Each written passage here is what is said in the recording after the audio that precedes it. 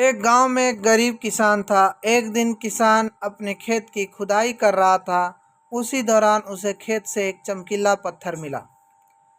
किसान चमकीले पत्थर को उठाकर देखा और काफ़ी हैरान हुआ और उसे यह पत्थर बहुत अच्छा लगा। वाकई में पत्थर जो था वो काफ़ी सुंदर और चमकीला था। किसान उसे साफ सूफ करके अपने घर ले आया। किसान को नहीं सूझी कि वो इस पत्थर का क्या करे।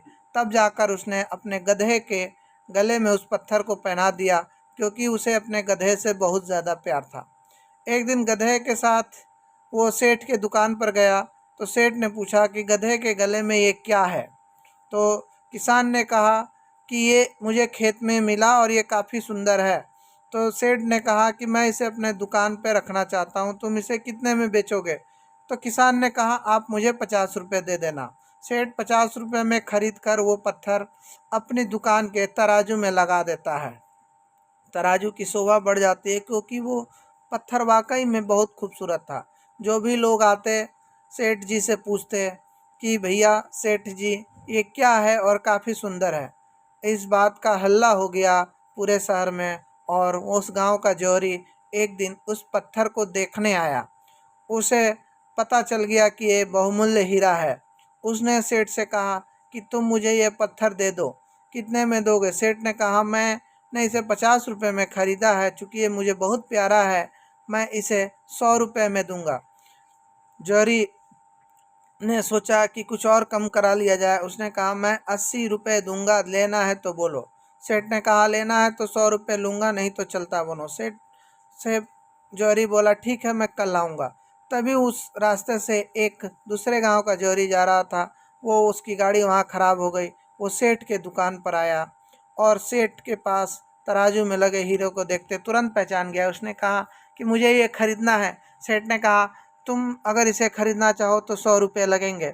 जौहरी काफ़ी समझदार था, वो बिना बहस किए 100 रुपये देने को तैयार हो गया और वो अपना बेशकीमती हीरा लेकर चला गया। सेठ और जौहरी के बीच में 100 रुपये में डील हो गई। से जौहरी उस हीरे को लेकर अपने दुकान पर चला गया, और चूंकि वो काफ़ी समझदार था उसने व्यर्थ का समय नहीं गंवाया। फिर सेठ अपना काम करने लग गए। कुछ अगले दिन सुबह वही पहला जौहरी आया और उसने कहा ठीक है आज तुम 90 रुपये में दे दो। तो सेठ ने कहा नहीं, वो किसी ने खरीद लिया तुम्हारे तुरंत जाने के बाद ही। तो जौहरी को गुस्सा आया और कहने कहा मूर्ख आदमी हो तुम, वो एक बेशकीमती हीरा था और तुमने उसे यूं ही बेच दिया। तो सेठ कहा कि भैया मुझे तो पता नहीं थी कि वो हीरा है और इसलिए मैंने दे दिया, पर आप जानते हुए भी कि वो हीरा है, मात्र 20 रुपये के लिए आपने कल नहीं खरीदा, तो इससे पता चलता है कि आप मुझसे बड़े मूर्ख हैं। इस कहानी से दोस्तों हमें दो सीख मिलता है कि हमें कभी भी मौका नहीं गंवाना चाहिए और ना ही व्यर्थ का बहस करना चाहिए। कंजूसी भी हमें सिर्फ उसी हद तक करनी चाहिए कि कंजूसी से हमें कोई नुकसान ना हो।